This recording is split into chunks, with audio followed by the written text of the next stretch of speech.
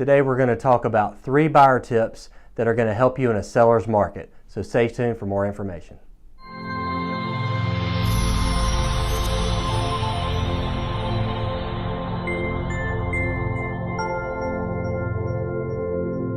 Right now in our area, in basically the price point of $250 and below, we are in a very strong seller's market.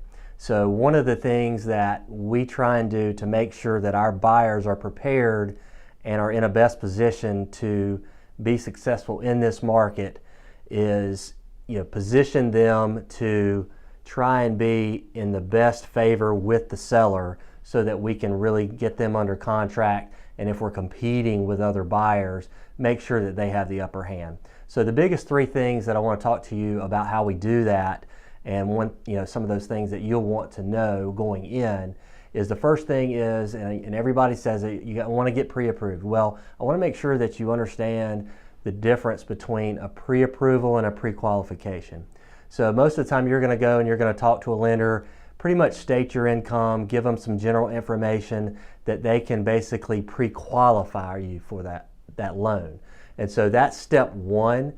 And yes, we can give that to the listing agent, when we send in an offer, but we would really like to also have that pre-approval, which is the second phase where they're verifying income, credit, things like that. That's going to make you look like a stronger buyer in the eyes of that seller. So what we want to make sure is that we not only get that pre-qualification, so we're ready to pull the trigger whenever we are, we also want to go to that second step and make sure that we have that full pre-approval so that we don't have any questions or concerns from the seller if you're competing with another buyer on that property. So that's the first thing that we want to do, make sure that we're ready to pull the trigger and we've got that lender letter ready, that a full commitment for loan.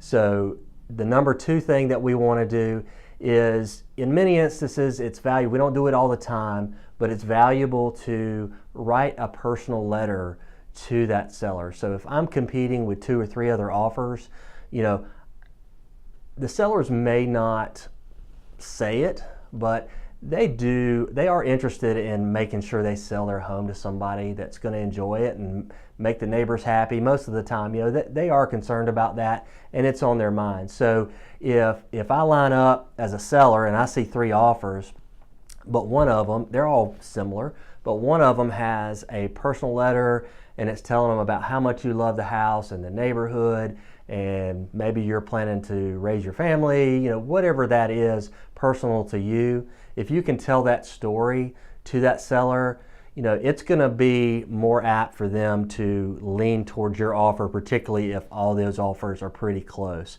So that's one of the other things we do. Don't do it all the time, but particularly when we are competing with homes, we do typically ask for our buyers to do that, and it usually works out pretty well. So that's the second thing that we want to try and do in this seller's market for the buyer. And then the last thing is we just want to be flexible. And what I mean by that is, when you are competing with other offers, typically what I will do and our team will do is we'll contact that listing agent and we'll talk to them and say, what's most important to the sellers? Does that mean, they want to move as quickly as possible, or they can't move for 60 days?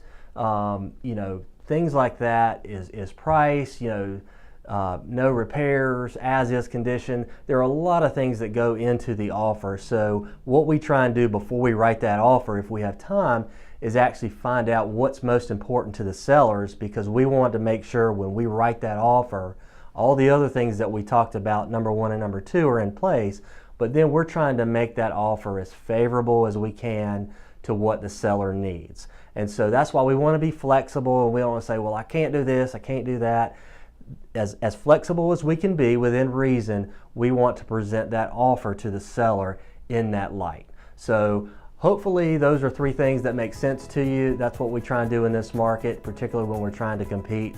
And as always, if we can help you on the buying side or the selling side, please let us know. If you like these buying tips and you would like more, please text the word buying tips to the number on the screen, and what we'll do is we'll send you out a list of buyer tips that we feel like will help you. And again, call us anytime. We appreciate your time, and we'll see you soon.